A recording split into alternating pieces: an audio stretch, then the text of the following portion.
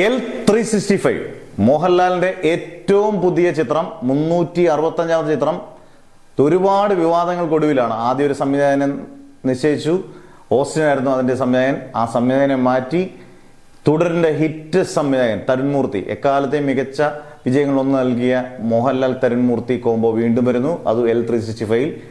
നിർമ്മാണം ആഷിഖ് ഉസ്മാനാണ്.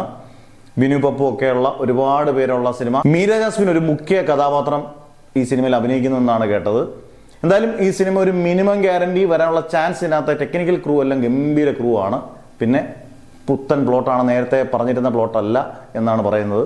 എന്തായാലും എല്ലാവരും ആകാംക്ഷയിലാണ്. തരുൺമൂർത്തി മോഹൻലാലിന്റെ തുടരിന് ശേഷം ഈ ചിത്രം അതേപോലൊരു ഒമ്പൻ വിജയം നേടുമോ എന്നുള്ള ആകാംക്ഷയിലാണ് പ്രേക്ഷകർ.